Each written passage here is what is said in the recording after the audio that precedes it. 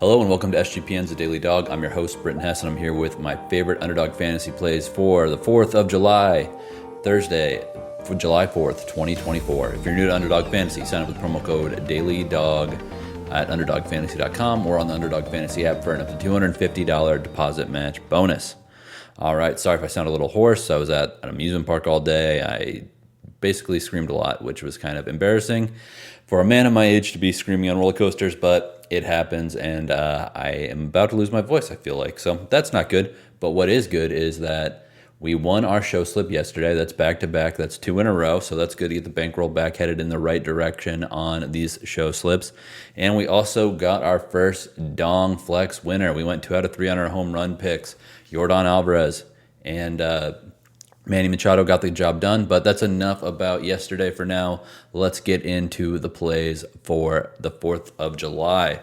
We're starting out with Wimbledon. Again, it's been a common theme for the last couple of days, and it's been a winning theme the last few days. We're taking Alexander Zverev, less than 1.5 sets lost versus Marcos Giron. It's kind of similar to what I did yesterday with Jannik Sinner versus Berrettini. I basically gave Berrettini about a 0% chance of winning that match. I said he could probably win a set. He might have fun in a set. There's also, something I like to call a veteran set, which is when a player is way better than their opponent, but they'll lose a set in the slam just to kind of regain their energy, not overexert themselves, not risk injury and all that stuff. And obviously with Sinner, he's had a little bit of hip injury and he didn't look great at all times in that match, but he still won 3-1. We're hoping Zverev can win 3-1 against Marcos Giron here. Again, just pedigree, Zverev is a slam finalist. Wimbledon has been his worst slam, but he's got the tools to do really well on the surface. He's got obviously a massive serve. He's 6'6". All these tall guys tend to have a huge advantage on this surface because they serve from way up high. The ball hits the grass and it does not bounce back up high again. Makes it really hard to get to for other players. Giron, like I said, he's 0-2 or 0-3 for his career in the second round of Wimbledon, and the highest ranked opponent he's played in the second round is going to be Alexander Zverev. So I'm not going to sit here and beat you over the head with it. I just think that Zverev can win this thing in straights if he wants to, but maybe he slows down a set. Maybe Giron kind of gets the best of him on a crucial point because obviously a lot of tie breaks and not many breaking of serve are going to happen at Wimbledon. So that said, Zverev is just a substantially better player. His headspace is great right now. He thinks that he's a chance to win this whole thing. He likes the field. He thinks it's wide open. I don't think he's going to stumble versus Giron, and I think that he's going to have another dominant performance like he did in round 1. So that is a reduced multiplier, 0.65x, but I think it's worth putting in the slip and adding an extra leg. So Alexander Zverev, less than 1.5 sets lost versus Marcos Giron at Wimbledon, and that's scheduled to start at 8:30 a.m. Pacific, 11:30 a.m. Eastern. I will eat the hat I'm wearing right now if that match actually goes off on time because this is Wimbledon, this is a Grand Slam.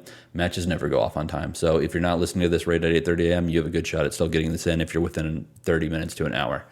Next, we're going back to another well that we've hit plenty of times before, trying to find a way to attack the White Sox against a right-handed pitcher. The right-handed pitcher tomorrow is Ben Lively of the Cleveland Guardians. This is a 10:10 a.m. Pacific, 1:10 p.m. Eastern game. The play is Lively less than 1.5 hits allowed in the first inning, 0.7x multiplier. I bet this one's going down too. Or this won't even be on the board by the time this game goes off. So he's got 13 starts on the year. 2 games have had higher than 2 hits allowed in the first inning. One of the teams to do that, surprisingly, was the White Sox. Tommy Pham hit a double, and I think it was Luis Robert hit a double after him. He has, I guess it's bad history against the White Sox, but I'm not going to get too lost in that. I think the White Sox, anytime the White Sox have success against a solid or even like just a mediocre or even sub-average pitcher, I think that it's more luck than skill because they're just so bad against righties. When you look at the top of their lineup, you can see why. So the best average versus righties is Tommy Pham, batting .269. Andrew Benintendi, expected to be batting second, is batting .219. Luis Roberts, .208. Eloy Jimenez, .226, and Andrew Vaughn, .230. So it's not exactly a murderer's row versus righties at the top of the order here. I think Ben Lively could definitely get out of the first inning without surrendering any hits, but I'm going to play it safe and say less than 1.5, and that's a 0.7x multiplier. the last leg of the official show slip. We're going 3 legs again because I'm using some of these reduced multipliers, kind of chalkier plays at the beginning.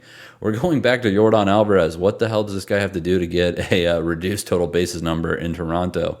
So I'm taking higher than 1.5 total bases at a flat multiplier with Yordan Alvarez versus Chris Bassitt and the Toronto Blue Jays. He's been dominating in this road trip. His games so far. In the first game, he was 1 for 4 with a home run. The second game, he was 2 for 4 with a home run. Third game, he was 3 for 4 with a home run and 2 doubles. He's going against Chris Bassitt, which is obviously a pretty good pitcher, but I mean, Yordan's been making the Toronto's pitchers look like they're, AAA, single A, low-level guys, and they're obviously not, all of them are not bad. Bassitt's obviously not a AAA level pitcher. He's, a really good starting pitcher in this league. However, he's not really in top form as far as avoiding bats lately. In his last 4 hits, or his last 4 starts, he's allowed 6 hits, 5 hits, 7 hits, 5 hits. And also, Yordan has 7 games versus Bassitt in his career. He's 8 of 18, batting .444 with 5 home runs and a double. So he is very comfortable in this situation. These teams also played in April, and in that game, on I think it was April 4th, April 3rd, something like that, Yordan was 3 for 3 versus Bassitt with a double and a home run. So, yeah, I think that Yordan is comfortable in this matchup, and I think he's extremely hot right now. He's going to be rounding out this slip. These 3 plays together, which are Alexander Zverev higher or lower than 1.5 sets lost against Marcos Giron at Wimbledon. Ben Lively lower than 1.5 hits allowed against the White Sox in the first inning, and Yordan Alvarez higher than 1.5 total bases against the Blue Jays come together to yield a 2.73x return on your money. That's plus 173 in sports betting terms. So yeah, I am going to take this underdog slip. We are going to try to make it 3 in a row and win our 3rd consecutive underdog slip on this here program. Now we're going to everyone's favorite part of the day, the Daily Dongs, or the Dong Squad, as I've been calling them affectionately lately. Yesterday they hit. We got 2 out of 3 with those, so that was nice to get. Underdog ended up spitting back like a 6.3, I think, return on going 2 out of 3. So I was definitely happy with that. That's why we play these as a flex, because obviously predicting 3 guys to hit a home run and being right on all of them is extremely tough to do. Getting 2 out of 3, I think, is a little bit easier, and you can still get a good multiple. I mean, just that we've done 5 dong slips, and now that we've hit one of them, we're in the black for our daily dongs. So hopefully you guys are tailing these, and you were able to get good numbers on the guys from yesterday. So guess what? Yordan is still on the daily dong slip. He has earned the right to finish out this road trip in both my show slips and in my dong slips. As I said, I was cursing yesterday's show. I was cursing Yordan early in the season because he had so many games where he just could not find a hit to save his life, let alone find power. Right now, that's not the problem. He is crushing the ball, and it's getting out into right field. Basically, every game that he's been here, he's been hitting liners to right field, and I think he can do it again versus Chris Bassitt. So he is on the dong slip. He is going to be the captain of the dong squad today. And guess what? Number 2 on the dong squad is also going to be a guy repeated from yesterday, Manny Machado. He's staying on this list, not because he's had a crazy great series and he's crushing the ball and he's got 1 million home runs in his last 10 games or anything like that. It was nice that he had a home run yesterday when we needed him to. But today he's going against Max Scherzer, a guy he has seen plenty of times. He's got like 59 plate appearances, 58 at-bats against Scherzer. Obviously these guys have been around a while, so they've seen each other plenty. Machado has 5 dongs off of Max Scherzer and, like I said, 58 at-bats. So it's like 1 for every 11 point whatever. At-bats, he's getting a home run, which is a pretty solid rate against a guy like Scherzer. Obviously, Scherzer is a wild man. He gives up the long ball, but he also gets 1 million strikeouts. So it's a high-variance matchup, but again, I think Machado has done this. He's the leader of this Padres team. He needs to do work against Scherzer. He needs to set the example again and get the ball out of the park. I like him to do it. Last one. This is a little bit of a different style for me. We're going to go to Ryan McMahon of the Rockies against Tobias Myers, rookie pitcher of the Brewers. McMahon, you look at him, you're like, oh, this guy plays in Coors Field. He should be hitting 30, 35 home runs a game. Somehow he hasn't done that in his career yet.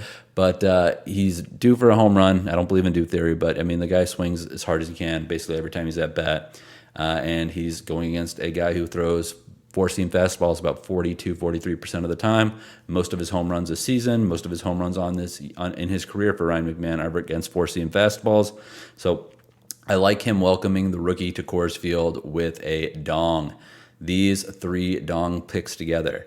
These three dong picks together. Yordan Alvarez, Manny Machado, and Ryan McMahon to each have a home run in their respective games comes together on a flex slip, 53.62x. If it goes 2 for 3, it should be about a 9.93x return on your money. Let's go back-to-back on our dong slips winning as well. I hope everyone has a great 4th of July. Let's keep the winners coming. Have a great day, have a great afternoon, and get your slips in early because a lot of these games start earlier in the morning than usual. That's all for now. Let's make some money.